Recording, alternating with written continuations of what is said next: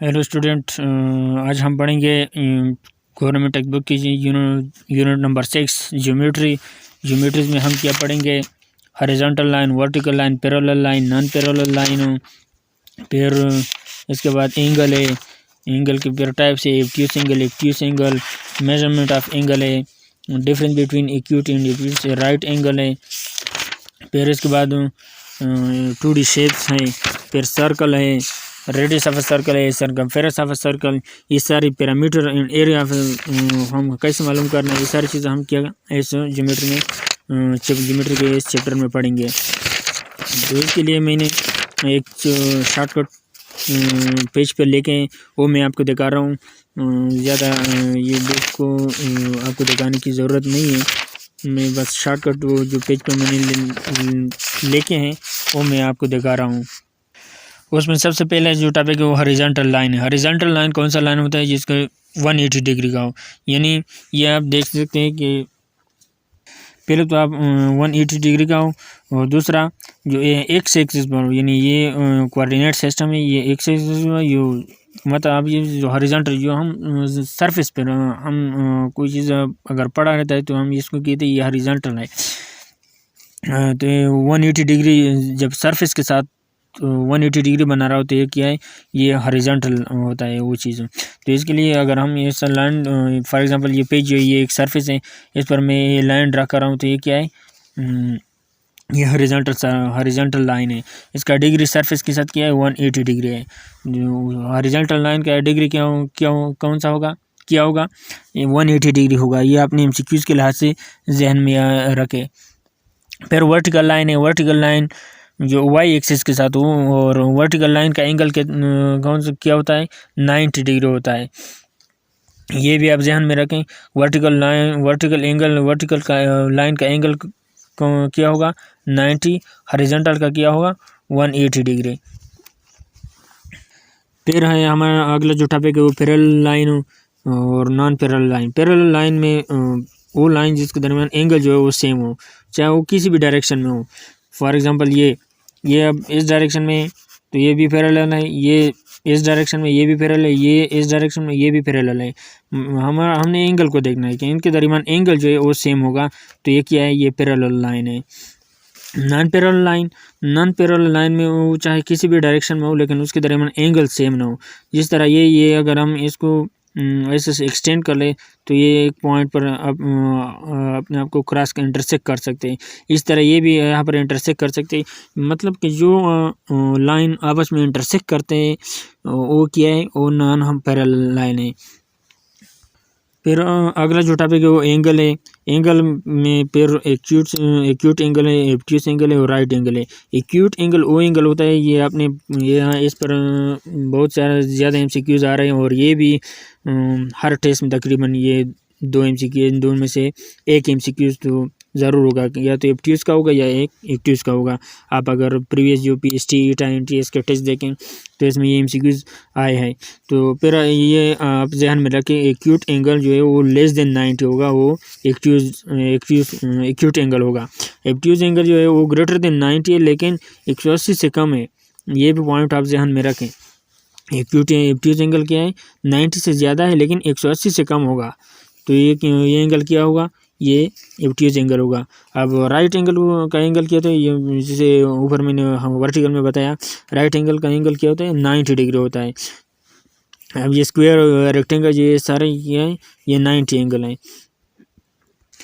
अब अगला जो टॉपिक है वो सर्कल। सर्कल क्या है, set of point of equal distance from centre. जिस तरह ये फॉर एग्जांपल ये मैंने एक सेंटर लिया, अब ये सेंटर से एक सेट ऑफ पॉइंट, ये सारे पॉइंट है, ये सारे पॉइंट क्या होंगे, इनका इक्वल डिस्टेंस होगा फ्रॉम सेंटर से। तो ये क्या है, ये एक सर्कल है। जब हम इसको ज्वाइन कर ले तो ये एक सर्कल बनाएगा। सर्कल का डिफिनीशन आप ध्यान में लगे, set of point of equal distance from centre. Centre से इक्वल डिस्टेंस पर जो पॉइंट है उस अगर हम उसको ज्वाइन कर ले, क्लोज फिगर बना ले, तो हम इसको क्या कहते हैं, सर्कल कहते हैं। अब रेडियस ऑफ अ सर्कल क्या है, the line segment which join any point on the circle to its centre is called radial segment of a circle. Radius को हम आर से रिप्रेजेंट करते हैं। ये वो पॉइंट है जो सेंटर के साथ एक लाइन सेगमेंट पर वो पॉइंट जो आउटर पॉइंट होता है वो इसको साथ कनेक्ट करते हैं, तो ये क्या है, रेडियस है। जिस तरह ये पॉइंट है, अब ये यहाँ पर ए पॉइंट है, ये सेंटर से ये सेंटर के साथ मिलाता है ना ये पॉइंट, ये लाइन, तो ये क्या है, ये आर जो है ये इनका रेडियस है। यहाँ से लेकर यहाँ तक जो डिस्टेंस है ये इनका रेडियस है। इस तरह अगर मैं यहाँ पर ड्रा कर लूँ तो फिर ये क्या है, ये एक पॉइंट बी है फॉर एग्जांपल, तो बी का रेडियस कितना हो, यहाँ पर सेंटर के साथ जो मिलाएगा उस पॉइंट को सेंटर तक, तो ये इसका क्या है, ये भी इसका रेडियस है।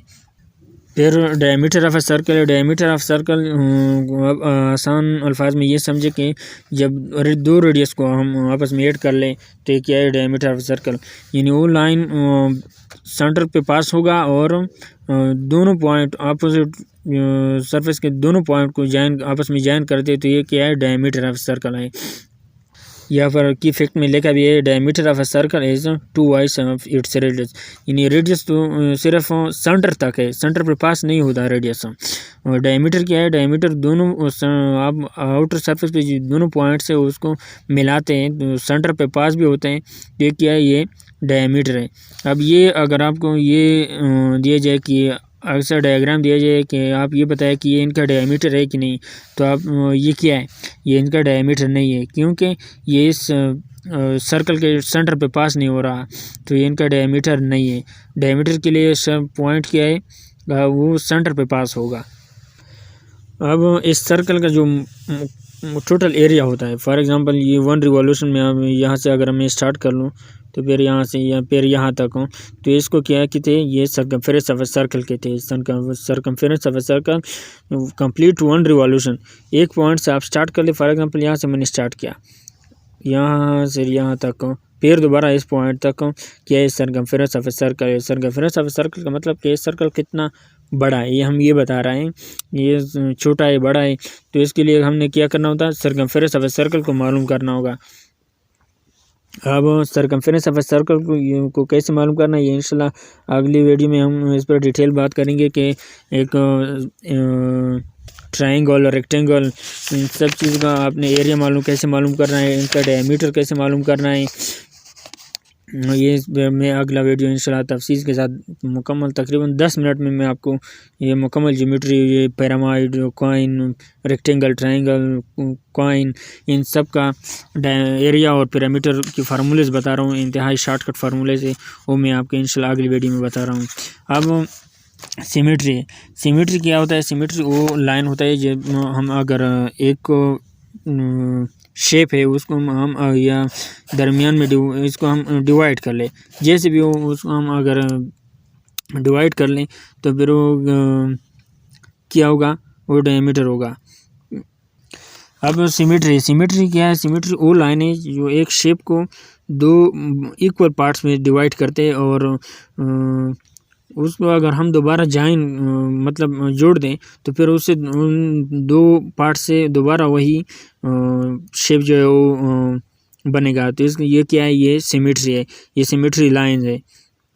यहाँ पर इसका डेफिनेशन लिखा भी है, symmetry means that when we turn, flip और slide a figure it take exactly the same shape as before, यानी वो इसको हम अगर काट ले तो फिर अगर हम इसको दोबारा जोड़ते हैं तो फिर उससे दोबारा वही शेप बनेगा, तो ये क्या है, ये सिमेट्री है।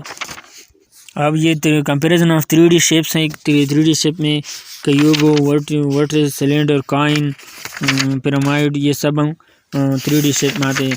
अब इस पर मैं इंशाल्लाह अगला वीडियो बना रहा हूँ कि इसके वर्टिस क्या है, कितने एजेस होते हैं, इसका एरिया कैसे मालूम करना है, मतलब कि इसका पैरामीटर, कॉइन का पैरामीटर आपने कैसे मालूम करना है, या रेक्टेंगल का पैरामीटर आपने कैसे मालूम करना है, या इसका एरिया का आपने कैसे मालूम करना है। तो ये सब चीज़ इंशाल्लाह अगली वीडियो में डिटेल के साथ इस चैप्टर का जो बाकी हिस्सा है वो इंशाल्लाह इंटरेस्टिंग है, तो वो इंशाल्लाह अगली वीडियो में पढ़ेंगे।